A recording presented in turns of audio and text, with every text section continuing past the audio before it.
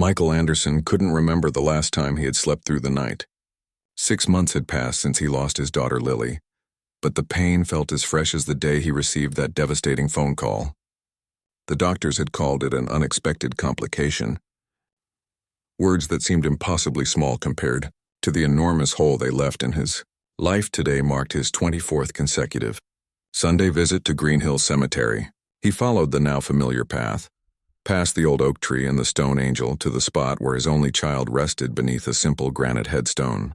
The morning air carried the first hints of autumn, reminding him that soon he'd mark another holiday season without her laugh filling his home. "Hey, sweetheart," Michael whispered as he knelt on the small patch of grass. He brushed away a few fallen leaves from the stone, his fingers lingering on the engraved letters of her name.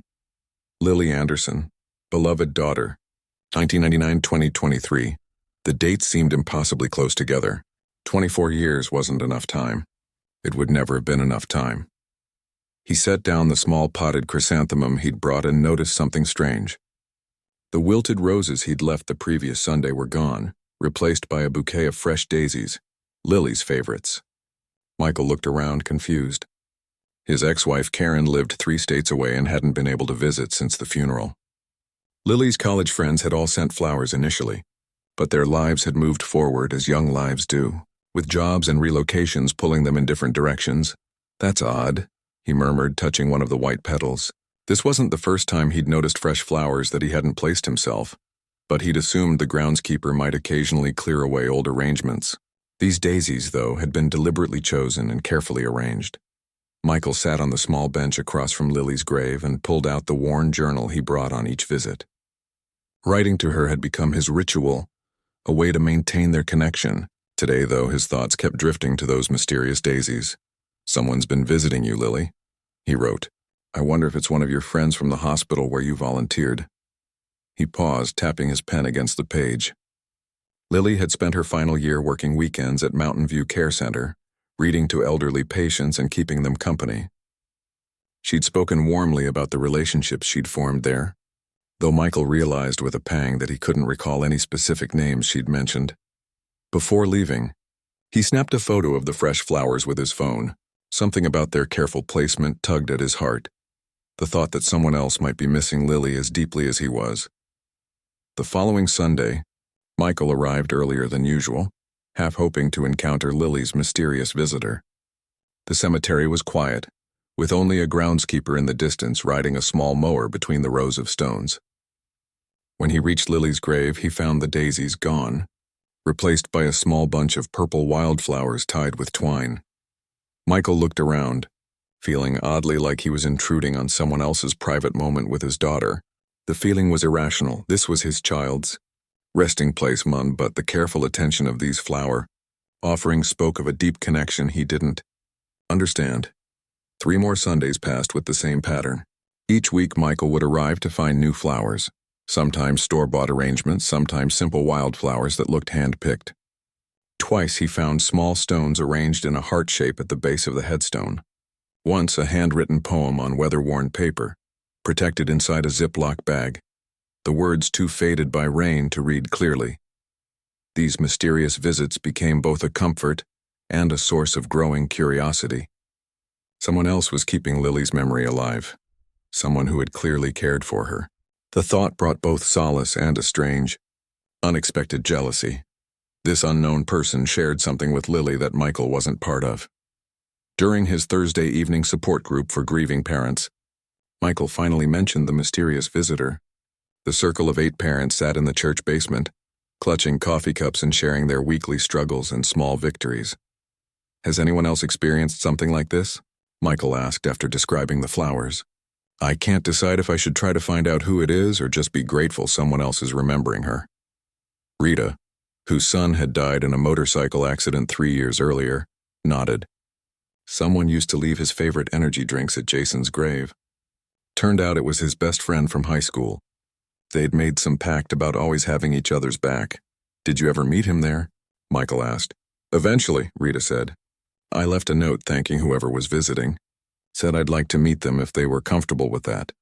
The group's facilitator, a soft-spoken grief counselor named David, leaned forward. "These connections can be precious, Michael.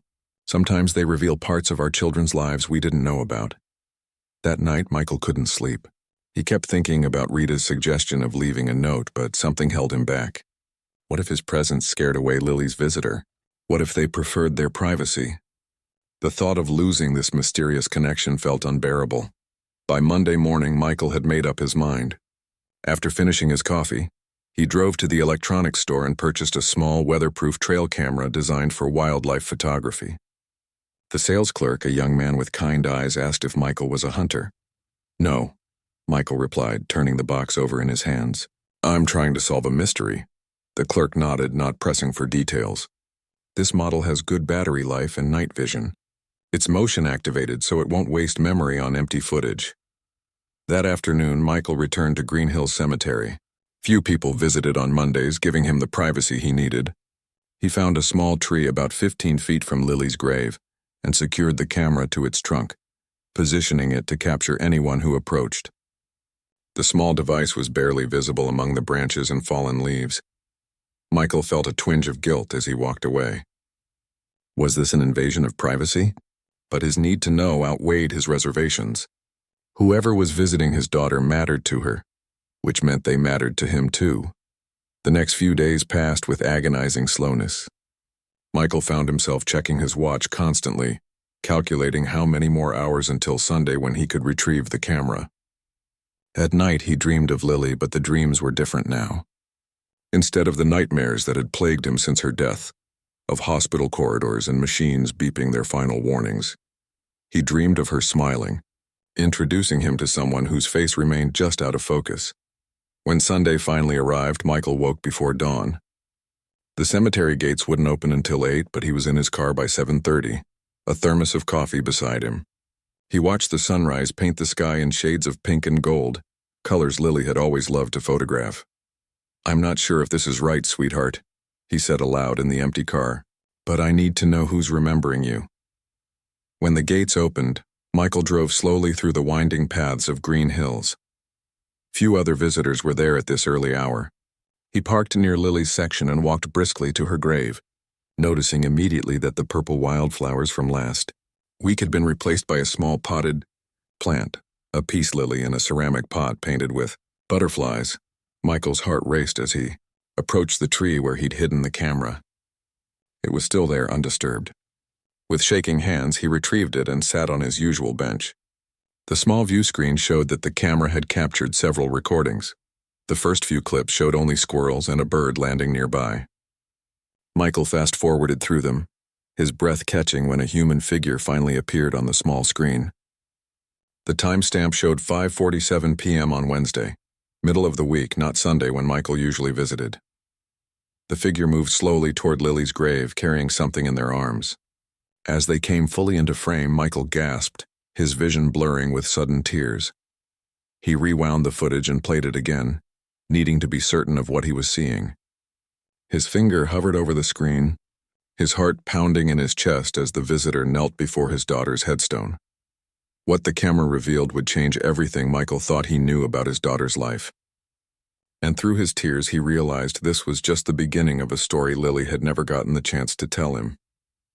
Michael stared at the small camera screen, his fingers trembling so badly he nearly dropped it. The footage showed an elderly man, perhaps in his late 70s, carefully approaching Lily's grave.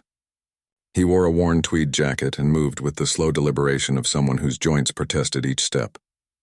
What struck Michael most was the gentleness in the old man's movements as he removed the previous flowers and replaced them with the peace lily. The man then did something unexpected. He lowered himself carefully to sit on the ground beside the headstone, seemingly unbothered by the damp earth.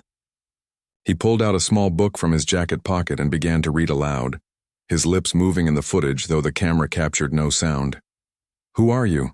Michael whispered to the silent image. After reading for what must have been 20 minutes, the elderly visitor closed his book and rested his hand on the top of Lily's headstone, his head bowed as if in prayer or deep thought. Just before leaving, he pulled a handkerchief from his pocket and wiped his eyes. Michael watched the entire clip 3 times, searching for any clue to the man's identity. He didn't recognize him from the funeral, nor from any of Lily's school events or friend groups.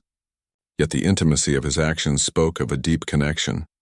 The camera had captured 2 more visits, one on Friday afternoon and another very early this morning, just after sunrise, hours before Michael arrived.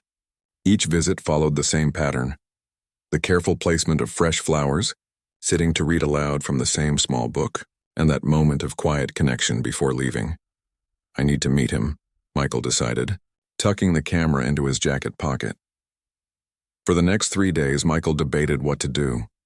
Part of him wanted to stake out the cemetery, waiting for the mystery visitor to return.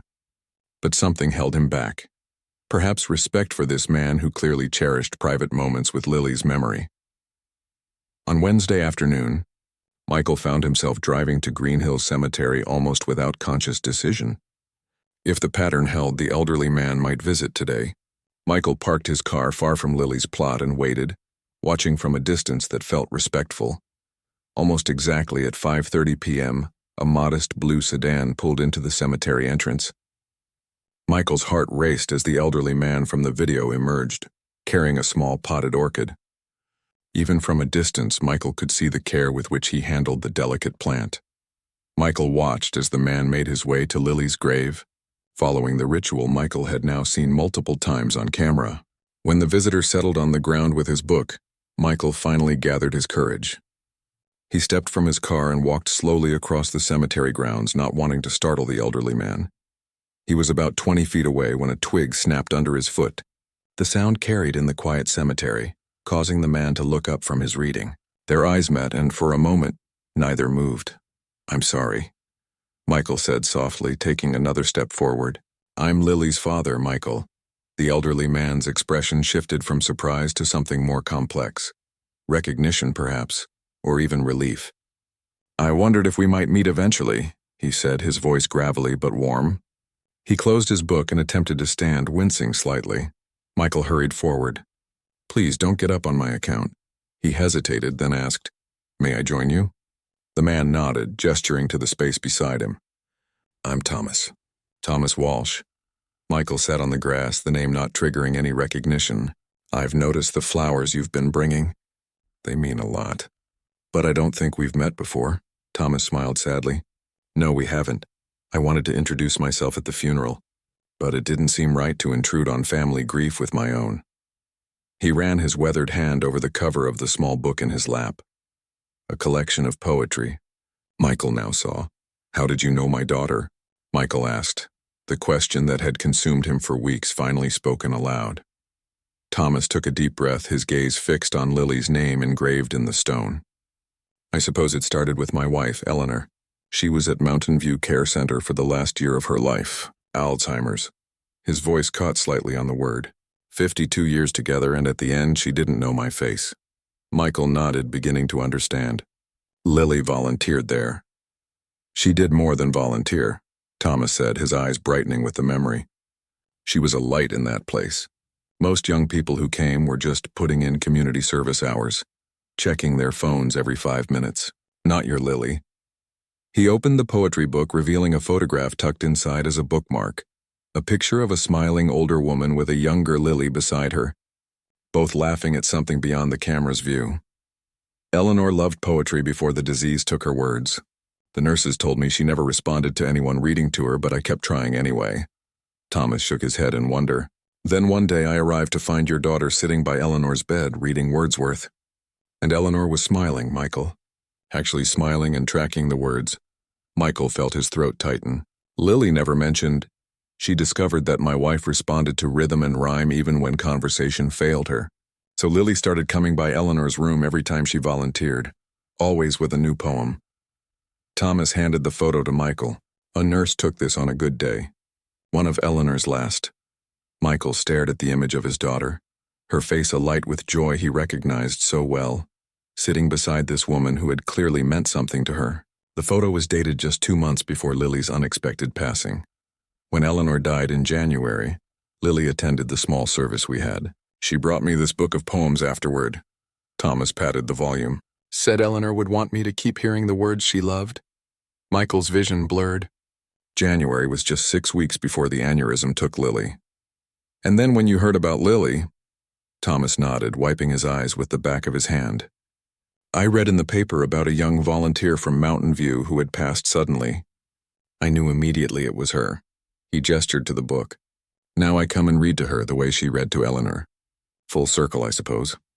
They sat in silence for a moment, united in their separate grief, yet somehow finding comfort in the shared memories of someone they'd both loved in different ways. Would you mind? Michael finally asked. If I stayed while you read today? Thomas smiled and opened the book to a marked page. I think Lily would like that very much. His voice, though aged, carried clearly in the quiet cemetery as he read verses about remembrance and the immortality of love. Michael closed his eyes, letting the words wash over him, imagining Lily sitting beside this kind man's wife, bringing comfort through these same verses. When Thomas finished reading, he closed the book gently. I've been coming 3 times a week since March, keeping her company, I suppose the way she kept Eleanor company. Thank you, Michael said, the words entirely inadequate for the gift this stranger had given him, a new piece of his daughter's life, evidence of her compassion that extended beyond the boundaries of what he had known about her. As they both stood to leave, Michael found himself asking, would you like to get coffee somewhere? I'd love to hear more about Lily's time with Eleanor. Thomas nodded, his eyes crinkling with a smile. I'd like that. I have many stories to share. They walked together toward the cemetery gates, 2 men connected by loss, yet somehow finding something new in its place. Not healing exactly, but a window into beloved lives they'd thought were fully known to them. In the car, Michael carefully placed the camera in his glove compartment. He wouldn't need it anymore. The mystery had transformed into something far more valuable, a friendship forged through grief and the discovery that his daughter's capacity for kindness had reached further than he'd ever known. You keep surprising me, Lily, he whispered as he watched Thomas walk to his own car. Even now you're still teaching me things. As Thomas drove away with a wave, Michael made a mental note to bring 2 copies of the newspaper he'd saved from the day of Lily's funeral. Thomas might want one for his own keeping, and Michael would ask if he could have a copy of that photograph, the one that showed his daughter bringing joy to a stranger during their darkest days. Some tears, Michael was beginning to understand, came not just from sorrow but from the unexpected beauty that could still be found within it. The small cafe bustled with afternoon customers, but Michael and Thomas found a quiet corner table near the window. Steam rose from their coffee cups as rain began to tap gently against the glass, turning the cemetery visit they'd just shared into a distant memory already. I keep thinking I should have known, Michael said, turning his cup slowly between his palms. About your wife, about Lily's special connection with her. We talked every Sunday night, but she never mentioned Eleanor specifically. Thomas smiled, his eyes crinkling at the corners. Young people don't always tell their parents everything, even the good things. Especially the good things sometimes. What do you mean? Michael asked. My son is the same way. He does wonderful work with veterans, but I only hear about it from other people. I think, Thomas paused, searching for the right words. I think sometimes young people worry that sharing their good deeds might seem like boasting. Michael nodded slowly. That sounded like Lily. She'd always downplayed her accomplishments, from soccer trophies to college scholarships. Tell me more about her visits with Eleanor, Michael said. Please. Thomas reached into his worn leather satchel and pulled out a small notebook with a faded blue cover. Eleanor's nurse suggested I keep a visitor journal to track who came and how she responded. It helped me see patterns. He flipped through the pages until he found what he was looking for. Here, October 10th last year. New volunteer today, college girl named Lily. First person Eleanor tracked with her eyes in weeks. Michael leaned forward as Thomas turned more pages. October 17th, Lily brought poetry book. Eleanor smiled 3 times. He continued reading entries, each documenting small but significant moments. Eleanor squeezing Lily's hand during a Robert Frost poem. Eleanor humming along when Lily sang an old lullaby. Eleanor showing Lily a photo from her wedding day during a rare moment of clarity. I don't understand, Michael said. The staff told me most patients with advanced Alzheimer's don't. He trailed off. Don't respond? Thomas finished gently. Many don't. Eleanor was slipping away more each day. But your daughter had this gift. He tapped the journal. Look at the pattern of her visits on every Wednesday and Sunday like clockwork. Most volunteers came sporadically when it was convenient, but Lily made a commitment. Michael remembered those Sundays, how Lily would rush home for their weekly dinner together, sometimes arriving slightly breathless, but always insisting she wasn't too tired. He'd assumed she was coming from studying with friends or her part-time job at the campus bookstore. Never once had she mentioned that she'd spent hours with a dying woman, reading poetry and holding her hand. December 23rd, Thomas continued reading. Lily brought small Christmas tree for room. Stayed 2 hours though volunteer shift ended. Eleanor recognized Carol for first time in months. Michael swallowed hard. That was 2 days before Christmas. Lily was late for our family dinner. She said traffic was bad. She made Christmas happen in that sterile room, Thomas said. Hung little ornaments, brought cookies for the staff. The nurse took this. He pulled out another photo, this one showing Lily in a Santa hat, sitting beside a frail woman in a hospital bed adorned with twinkling lights. Michael took the photo with trembling fingers. May I keep this one too? Thomas nodded. Of course. He hesitated, then added, There's something else I think you should have. From his satchel, he produced a sealed envelope, slightly wrinkled at the edges. Eleanor died on January 15th. Lily came to the small service we had at the chapel. Afterwards, she gave me this. Said I should open it when I was ready. The envelope bore Thomas's name in Lily's distinctive handwriting, slightly slanted to the right, with a small heart dotting the I in his name. I couldn't bring myself to read it for weeks, Thomas admitted. When I finally did, he pushed the envelope across the table. I think she'd want you to have it now. Michael stared at the envelope. Have you memorized it? Thomas tapped his temple with a smile. Word for word. Old teachers never lose the habit. With careful fingers, Michael opened the envelope and unfolded the letter inside. Dear Mr. Walsh, he read aloud, his daughter's voice seeming to fill the space between them. I'm writing this while sitting beside Eleanor as she sleeps. The nurses say it won't be long now, and I wanted to share some thoughts with you before we say goodbye to her. You might wonder why a college student would spend so much time with your wife. The truth is, she reminded me of my grandmother, who also had Alzheimer's. I was too young then to understand, too afraid to sit with her in her confusion. I regretted that deeply after she passed. Meeting Eleanor gave me a second chance. Each poem I read to her felt like one I should have read to my grandmother. Each smile I coaxed from her healed something in me I didn't know was broken. People think volunteering is about what we give to others, but Eleanor gave me so much more than I gave her. She taught me that connection happens beyond words, beyond memory, in that sacred space where souls recognize each other. I know the days ahead will be difficult. Grief doesn't follow a timetable, despite what those well-meaning books might say. But please remember that Eleanor's life touched mine profoundly and through me, will touch countless others as I continue my nursing studies. With deepest gratitude for sharing her with me.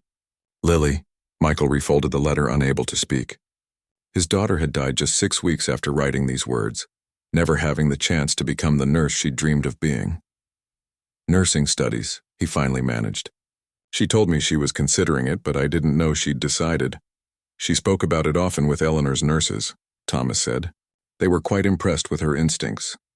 One was helping her prepare her application for the nursing program. The cafe had emptied somewhat, the afternoon rush giving way to a quieter lull. Outside, the rain continued its gentle rhythm against the windows. Would you? Michael hesitated, uncertain if his request was asking too much. Would you be willing to come with me to Mountain View, to meet the people who knew Lily there? Thomas's eyes brightened. I'd like that very much. I still visit occasionally. Some of the staff became like family during Eleanor's stay. They finished their coffee and stepped out into the light rain, sharing Thomas's umbrella as they walked to their cars. They made plans to meet at Mountain View the following afternoon. That night, Michael sat in Lily's untouched bedroom. The letter and photographs spread before him on her desk. He opened the journal he'd been keeping since her death, the one filled with questions she could no longer answer. I met your friend today, he wrote. Thomas Walsh, Eleanor's husband. You never told me about them, about the difference you were making. I wish I'd known, but I think I understand why you kept it private. It wasn't about recognition for you. It was about connection. He picked up the Christmas photo, studying his daughter's face, the joy in her eyes as she sat beside a woman most would have seen as unreachable.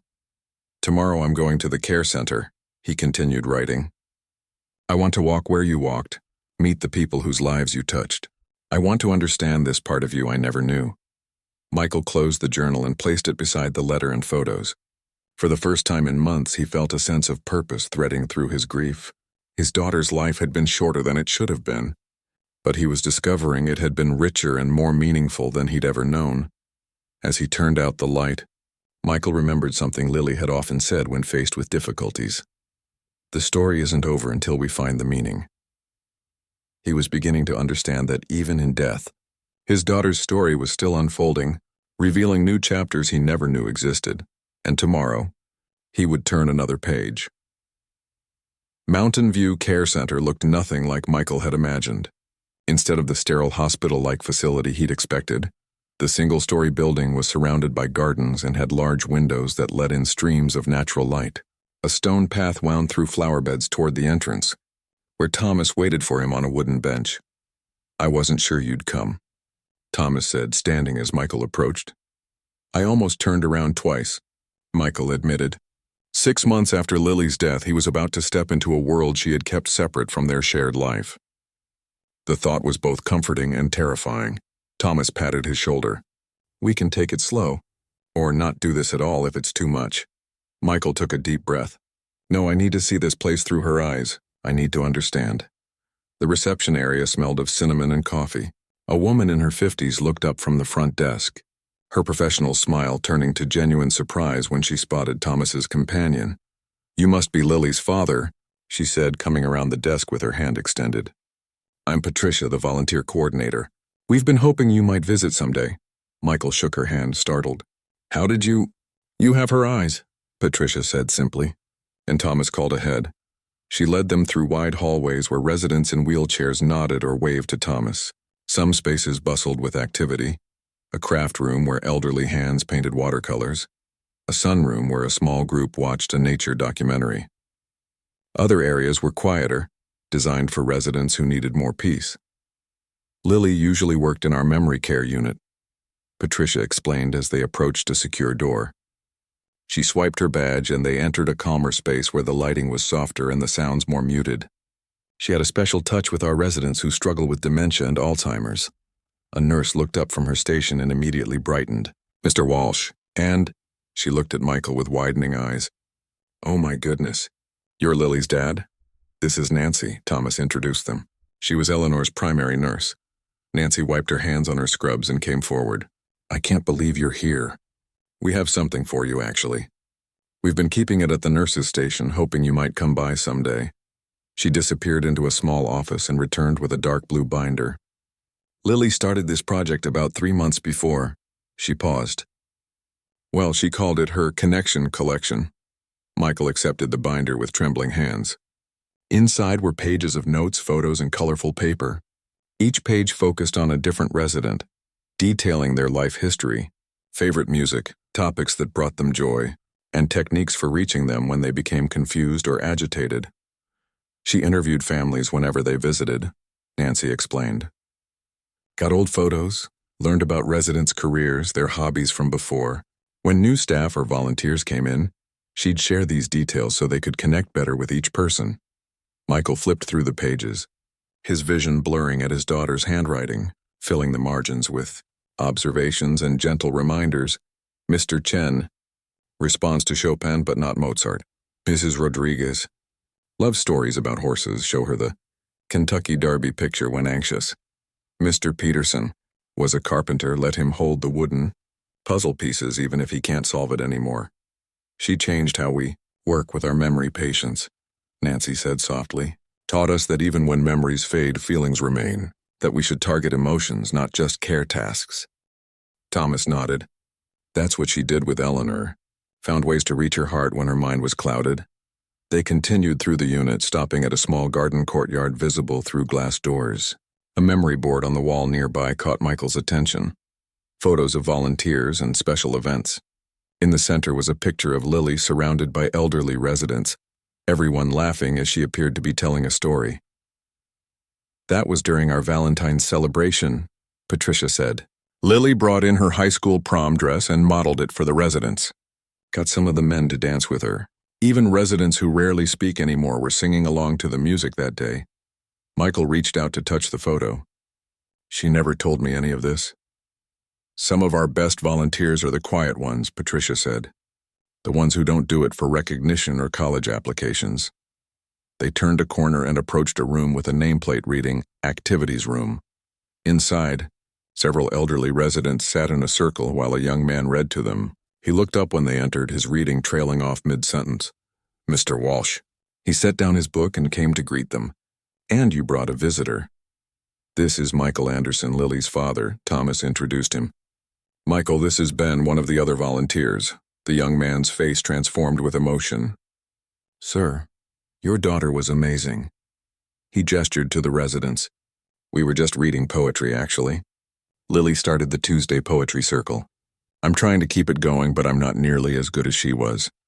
An elderly woman in the circle perked up at Lily's name. Is Lily coming today? She promised to bring her guitar. The staff exchanged glances, and Michael saw the gentle burden they carried, explaining again and again to memory-impaired residents why certain people no longer visited. Ben knelt beside the woman's chair. Not today, Mrs. Harper, but we're reading her favorite poems, remember? Michael stepped forward, his heart pounding. Mrs. Harper, I'm Lily's dad. The woman looked up, confusion giving way to a spark of recognition. Oh, she talked about you. Said you sang together in the car. A lump formed in Michael's throat. Such a small detail for this woman to have remembered, yet it cut straight to his heart.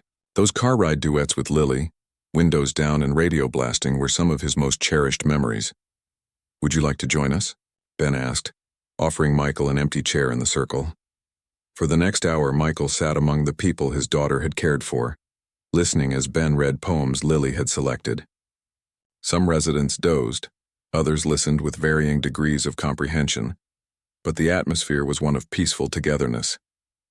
Thomas sat nearby, occasionally helping a resident turn a page in their own copy of the book, or gently redirecting someone who became confused. Afterwards, in the facility's small cafe, Nancy brought Michael a folder of paperwork. These are the forms for our volunteer program, she explained. No pressure, but we thought, well, we could use someone in the poetry circle. Ben is wonderful, but he's starting medical school soon. Michael stared at the forms, a strange feeling washing over him. I don't know the first thing about elder care. Neither did Lily when she started, Patricia said. She just knew how to listen, how to be present. She learned the rest. Thomas stirred his tea quietly.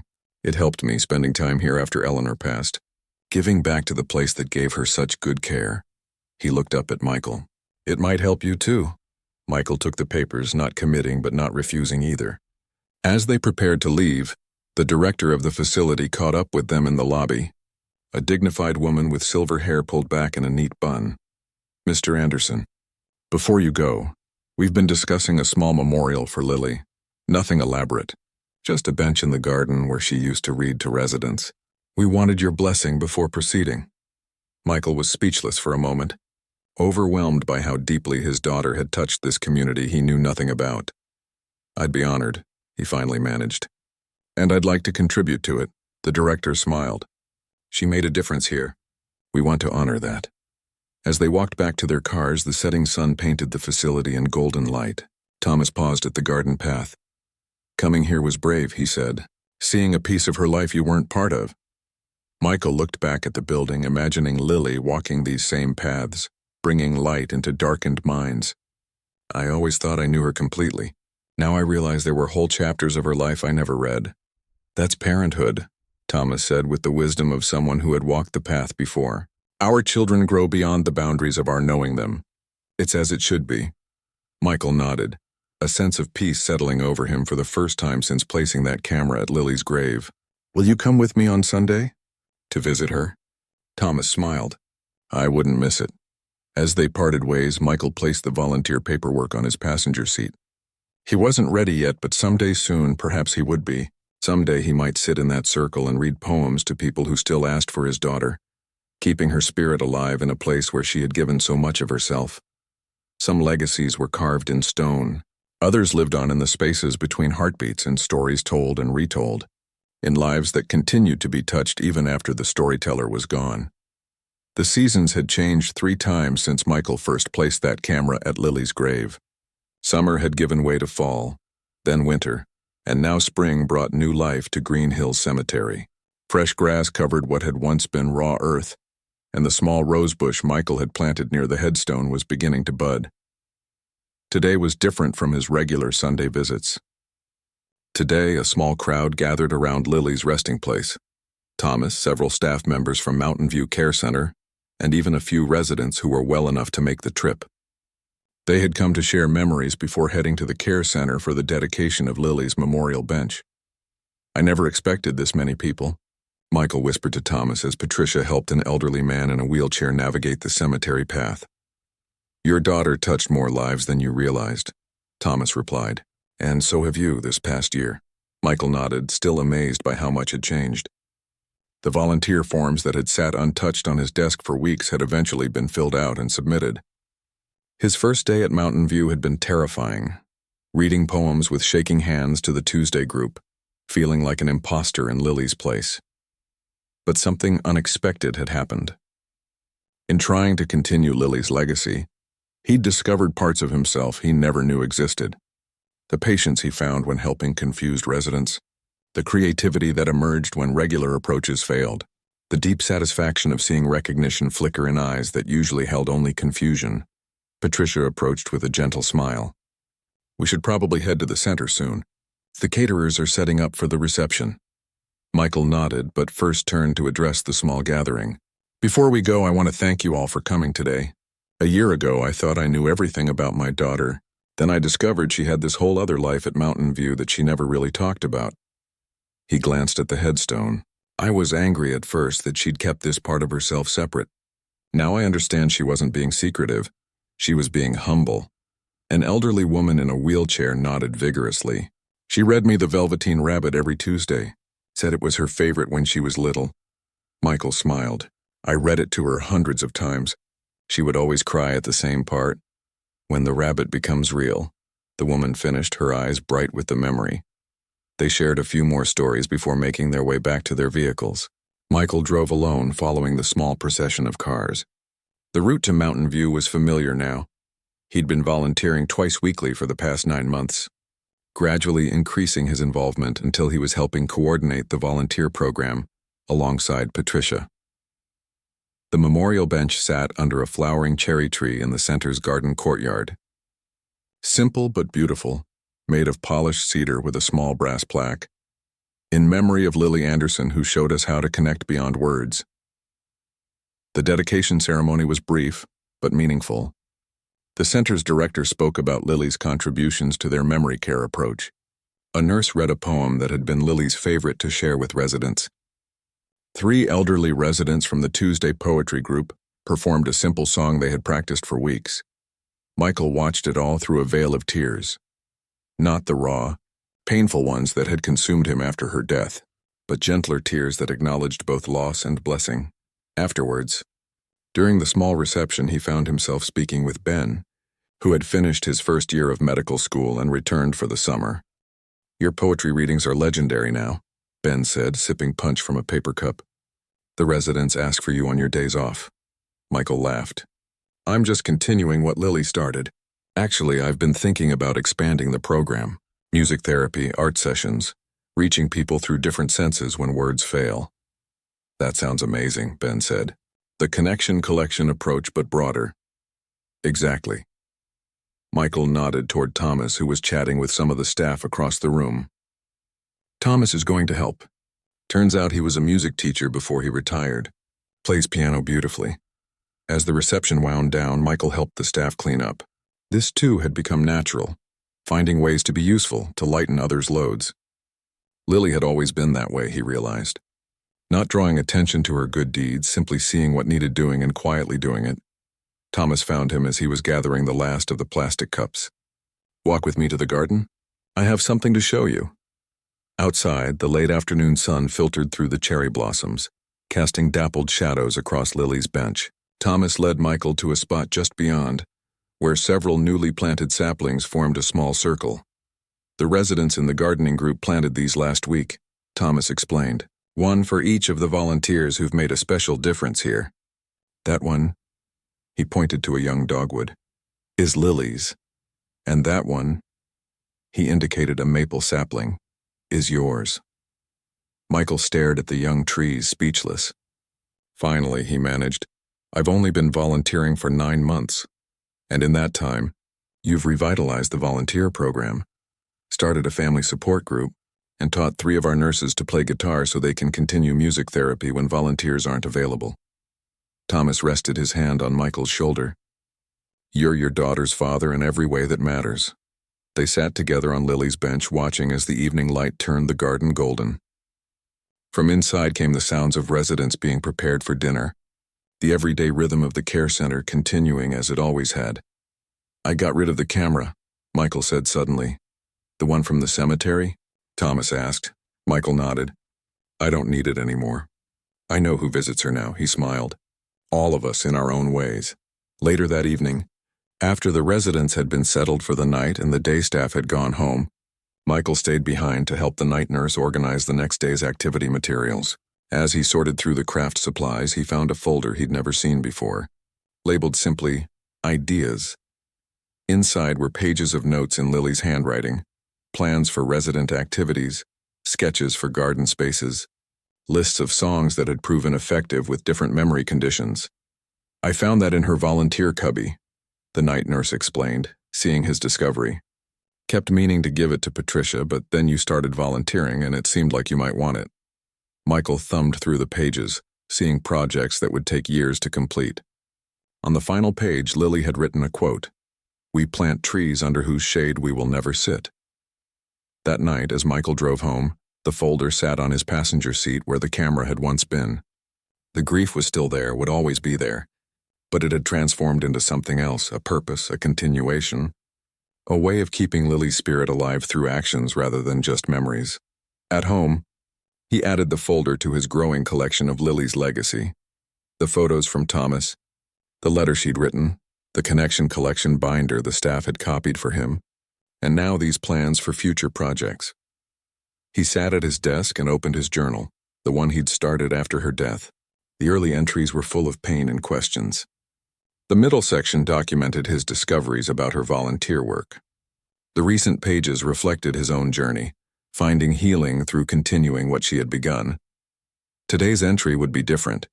For the first time, he wasn't writing to process his grief or document his discoveries. Today, he was writing to her directly, not about the past, but about the future. Dear Lily, he wrote, his pen moving steadily across the page. Today we dedicated your bench at Mountain View. So many people came to honor you. I wish you could have seen it, or maybe you did. In some way.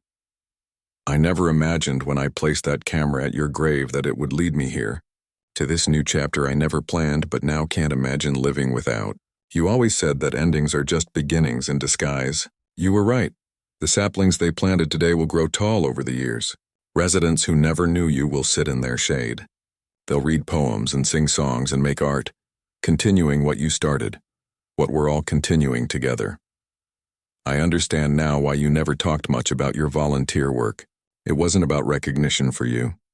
It was about connection. Those moments when you reached through the fog of someone's confusion and touched their heart. I'm learning to do that too, one day at a time. And in doing so, I keep finding new pieces of you. Thank you for showing me the way even after you were gone. Love always, Dad. Michael closed the journal and went to the window. Outside, the spring night was clear and star-filled. He thought about that moment nearly a year ago when he'd first watched the camera footage, seen an unknown elderly man visiting his daughter's grave. How that moment of curiosity had opened a door he never knew existed, leading him not away from his grief but through it, to something he never could have imagined.